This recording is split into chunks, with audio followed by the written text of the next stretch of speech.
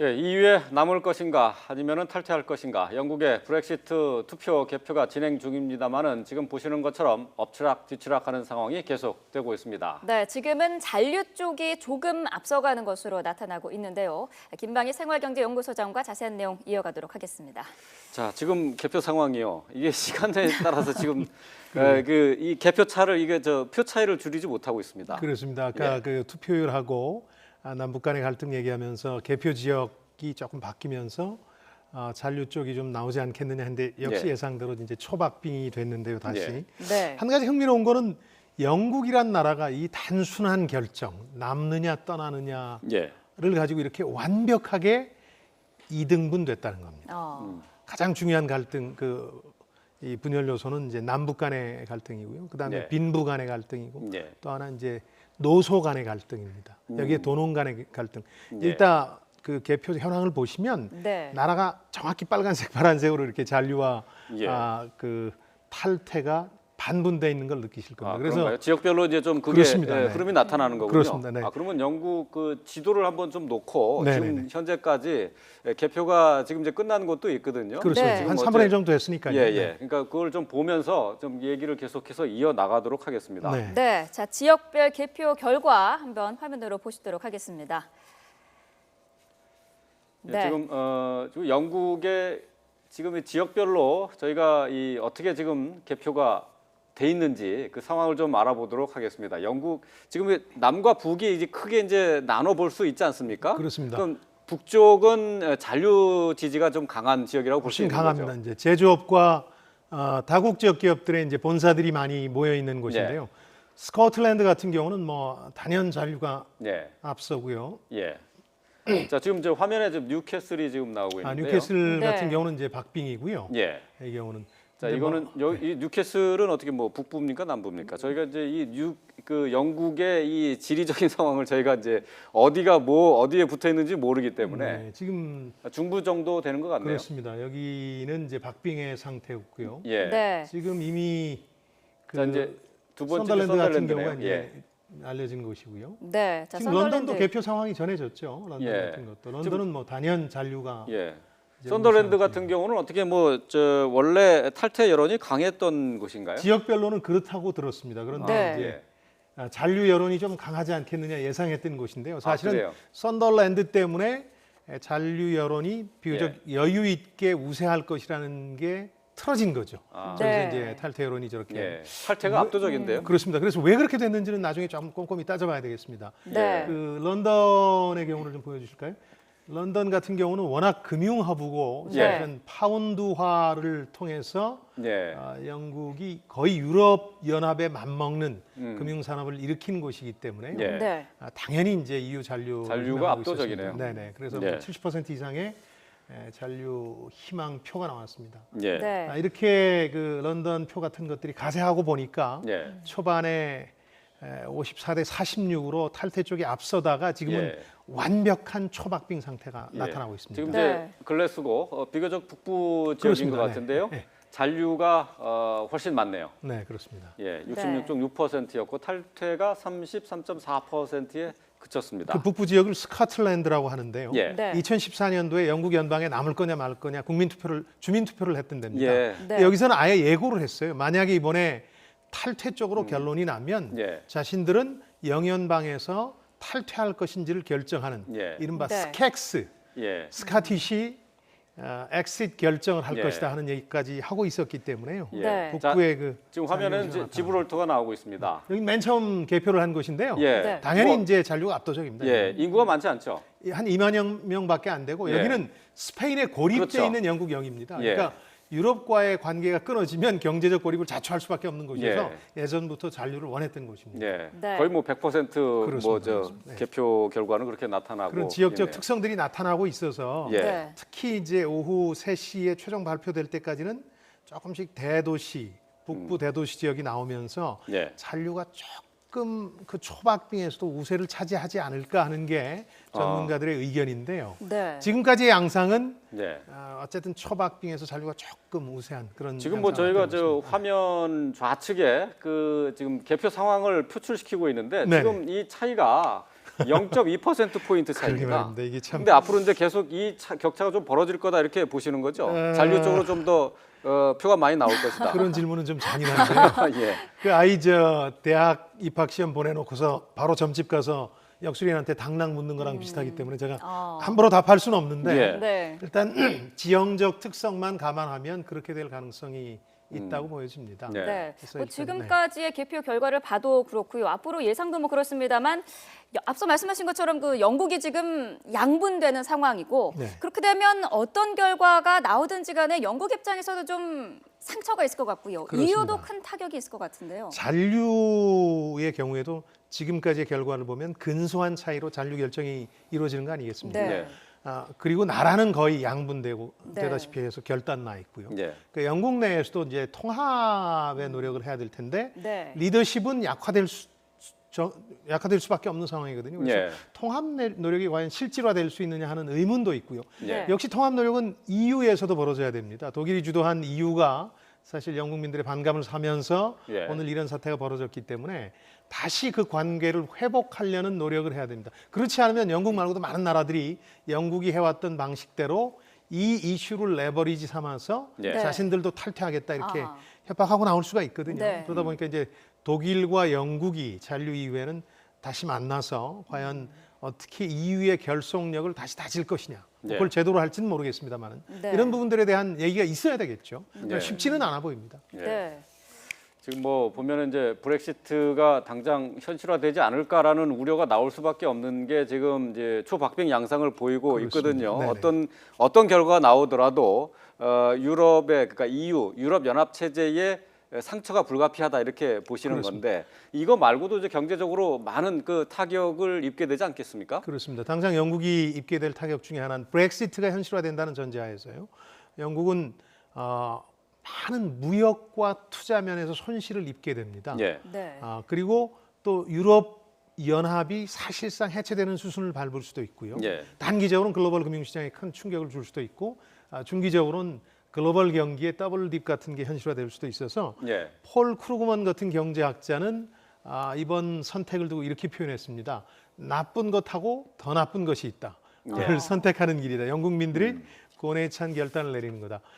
영국민들은 그 유럽 연합에 대해서 상당한 반감을 가지고 있기 때문에 예. 개혁이 네. 쉽지 않고 유럽 연합이 제대로 안 될 거다 하는 믿음을 갖고 있죠. 그러나 네. 그게 싫어서 유럽 연합을 떠난다면 더 큰 경제적 재앙이 기다리고 있다는 예. 것도 알고 있어서 폴 네. 크루그만이 얘기한 더 나쁜 선택은 브렉시트를 얘기하는 거겠죠. 그렇습니다. 탈퇴를 얘기합니다. 경제적 예. 재앙이라는 면에서 브렉시트가 가져올 대재앙에 대해서 이게 미중유의 영역이니까 네. 누구도 장담할 수 없는 겁니다. 확실한 건 그 불확실성이 엄청나게 커진다는 것뿐이죠. 네. 예. 지금 탈퇴 여론이 저렇게 높은 것을 보면은 그냥 단순하게 역사적인 또 문화적인 어떤 감성의 차이뿐만 아니라 네. 실제적으로 경제적으로 느끼는 어떤 저 불안감이라든지 반발심이 좀 있지 당연히 않을까요? 있습니다. 이제 2010년 봄부터 시작된 유럽 재정 위기하고 예. 2014년에 아주 부각된 난민 사태입니다. 네. 이때 이제 영국의 노동자 계층을 중심으로 해서 이 반감이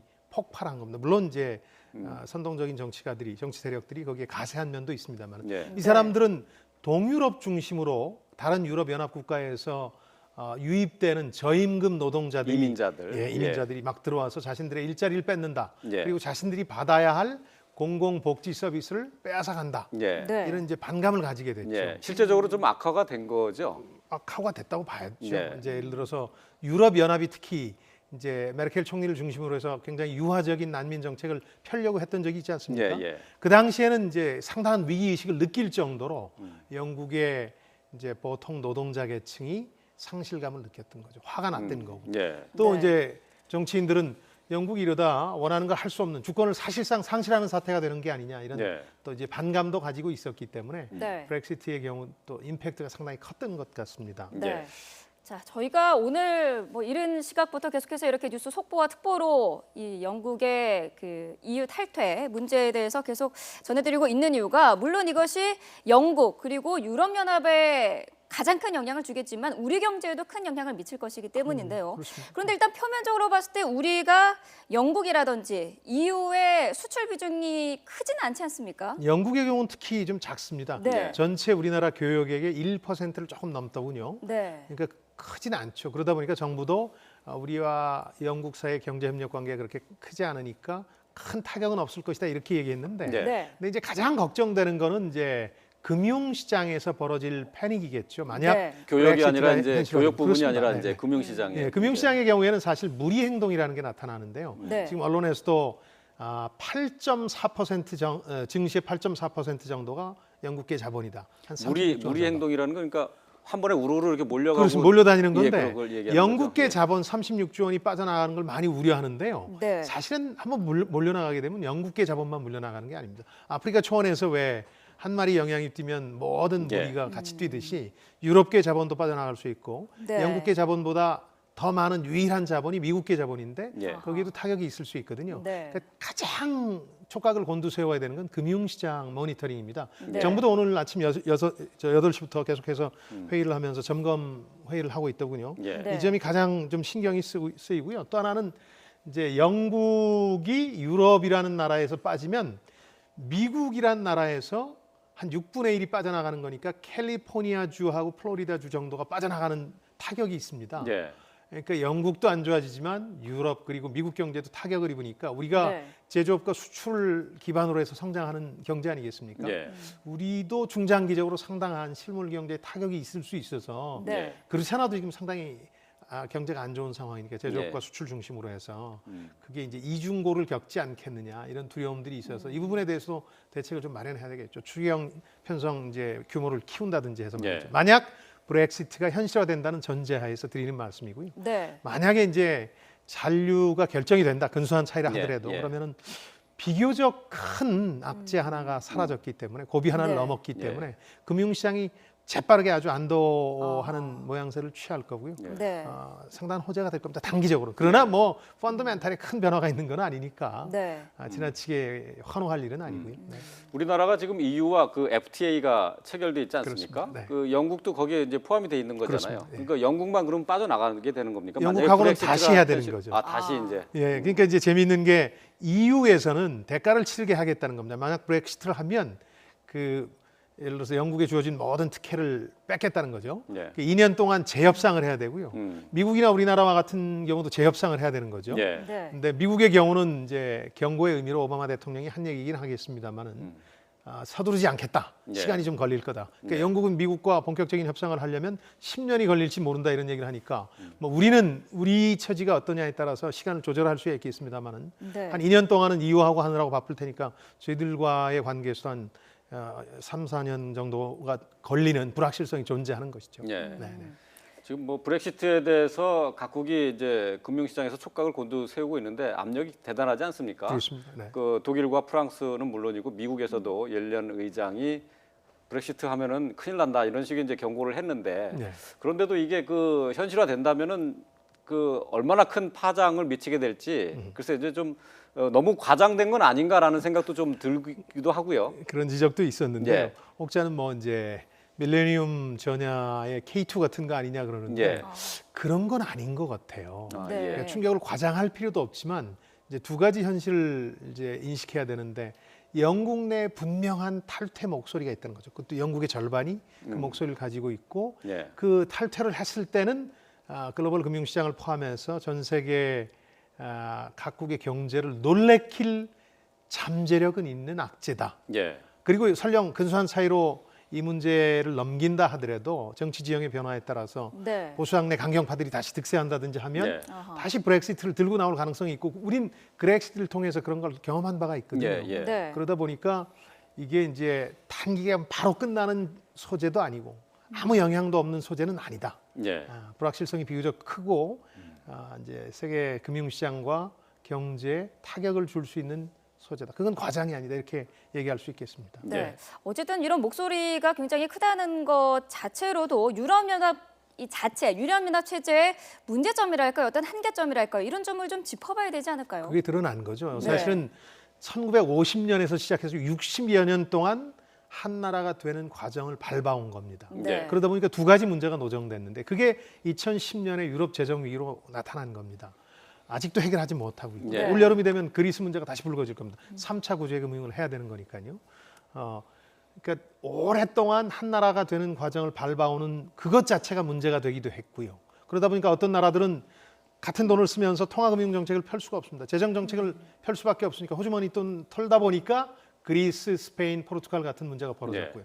또 하나는 나라마다 경제력 격차가 상당히 큽니다. 독일은 이 공동의 통화와 시장을 통해서 엄청나게 득을 봤어요. 네. 왜냐하면 경제가 잘 나가도 자기 통화 가치가 그렇게 크게 올라가지는 않으니까 일종의 환율 조작 효과 같은 걸 누린 거죠. 네. 그리스 같은 경우는 큰 득을 못 봤거든요.